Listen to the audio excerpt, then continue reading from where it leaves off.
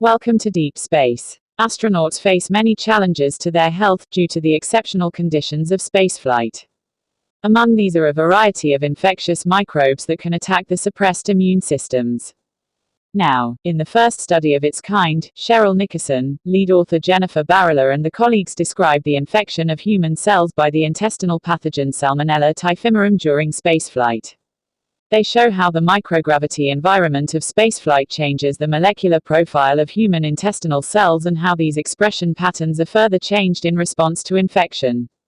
In another first, the researchers were also able to detect molecular changes in the bacterial pathogen while inside the infected host cells.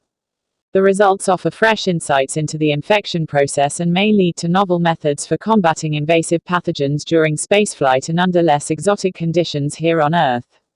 The results of their efforts appear in the current issue of the Nature Publishing Group journal NPJ Microgravity. Mission control. In the study, human intestinal epithelial cells were cultured aboard Space Shuttle mission STS-131, where a subset of the cultures were either infected with Salmonella or remained as uninfected controls.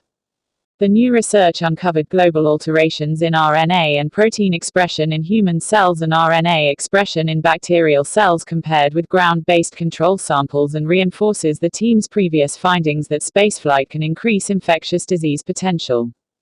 Nickerson and Barilla, researchers in the Biodesign Center for Fundamental and Applied Microbiomics, along with the colleagues, have been using spaceflight as a unique experimental tool to study how changes in physical forces, like those associated with the microgravity environment, can alter the responses of both the host and pathogen during infection. Nickerson is also a professor in the School of Life Sciences at ASU. In an earlier series of pioneering spaceflight and ground-based spaceflight analog studies, Nickerson's team demonstrated that the spaceflight environment can intensify the disease-causing properties or virulence of pathogenic organisms like Salmonella in ways that were not observed when the same organism was cultured under conventional conditions in the laboratory. The studies provided clues as to the underlying mechanisms of the heightened virulence and how it might be tamed or outwitted. However, these studies were done when only the Salmonella were grown in spaceflight and the infections were done when the bacteria were returned to Earth. We appreciate the opportunity that NASA provided our team to study the entire infection process in spaceflight, which is providing new insight into the mechanobiology of infectious disease that can be used to protect astronaut health and mitigate infectious disease risks, Nickerson says of the new study. This becomes increasingly important as we transition to longer human exploration missions that are further away from our planet.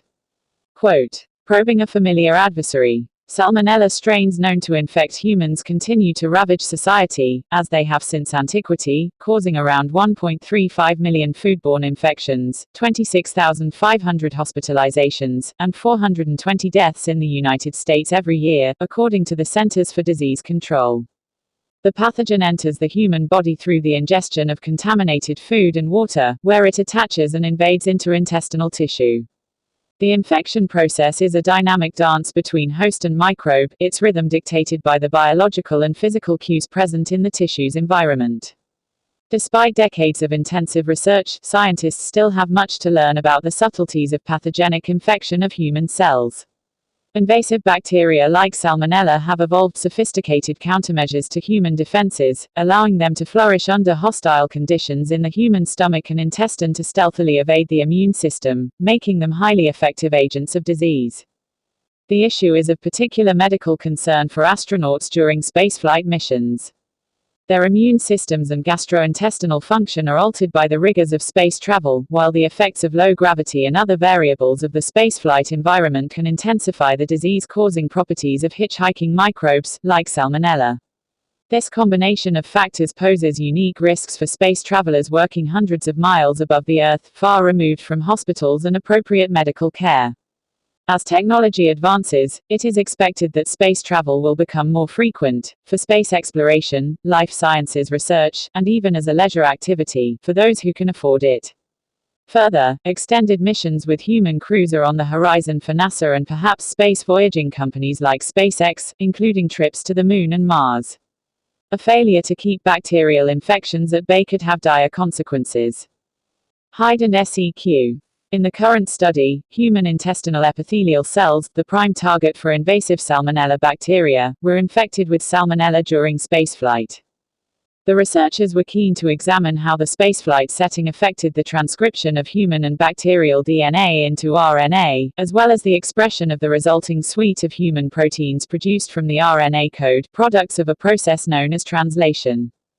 The research involved the close examination of transcriptional profiles of both the pathogenic Salmonella and the human cells they attack, as well as the protein expression profiles of the human cells to gauge the effects of the spaceflight environment on the host pathogen dynamic. To accomplish this, researchers used a revolutionary method known as dual RNA-seq, which applied deep sequencing technology to enable their evaluation of host and pathogen behavior under microgravity during the infection process and permitted a comparison with the team's previous experiments conducted aboard the Space Shuttle. The host and pathogen data recovered from spaceflight experiments were compared with those obtained when cells were grown on Earth in identical hardware and culture conditions, e.g., media, temperature, Earth and sky. Earlier studies by Nickerson and her colleagues demonstrated that ground-based spaceflight analog cultures of Salmonella exhibited global changes in the transcriptional and proteomic protein expression, heightened virulence, and improved stress resistance, findings similar to those produced during their experiments on STS-115 and STS-123 Space Shuttle missions. However, these previous spaceflight studies were done when only the Salmonella were grown in spaceflight and the infections were done when the bacteria were returned to Earth. In contrast, the new study explores for the first time a co-culture of human cells and pathogen during spaceflight, providing a unique window into the infection process.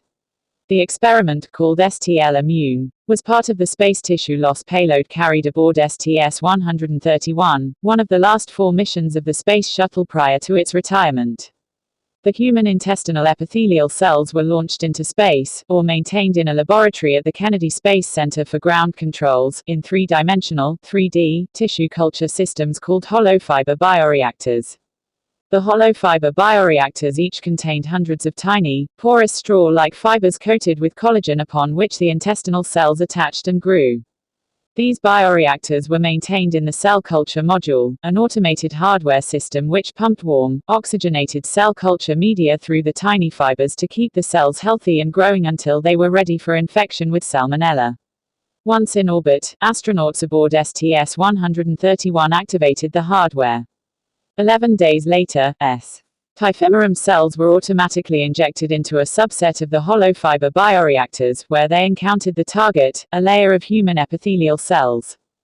The RNA-seq and proteomic profiles showed significant differences between uninfected intestinal epithelial cultures in space versus those on Earth. These changes involved major proteins important for cell structure as well as genes important for maintaining the intestinal epithelial barrier, cell differentiation, proliferation, wound healing and cancer. Based on their profiles, uninfected cells exposed to spaceflight may display a reduced capacity for proliferation, relative to ground control cultures. Infections far from home. Human intestinal epithelial cells act as critical sentinels of innate immune function.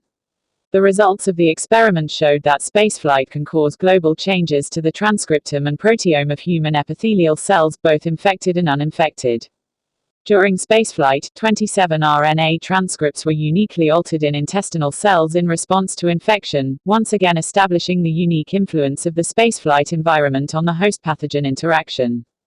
The researchers also observed 35 transcripts which were commonly altered in both space-based and ground-based cells, with 28 genes regulated in the same direction. These findings confirmed that at least a subset of the infection biosignatures that are known to occur on Earth also occur during spaceflight. Compared with uninfected controls, infected cells in both environments displayed gene regulation associated with inflammation, a signature effect of Salmonella infection.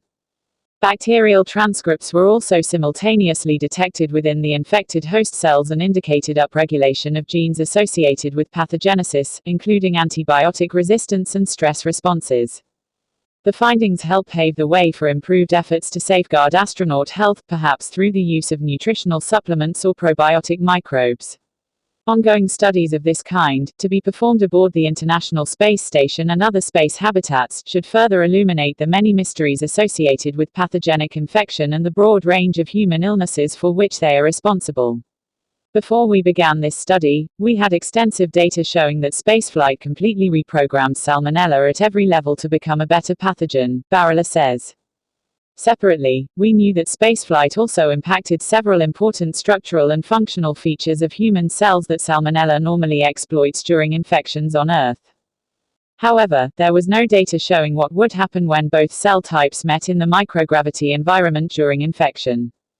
Our study indicates that there are some pretty big changes in the molecular landscape of the intestinal epithelium in response to spaceflight, and this global landscape appears to be further altered during infection with Salmonella.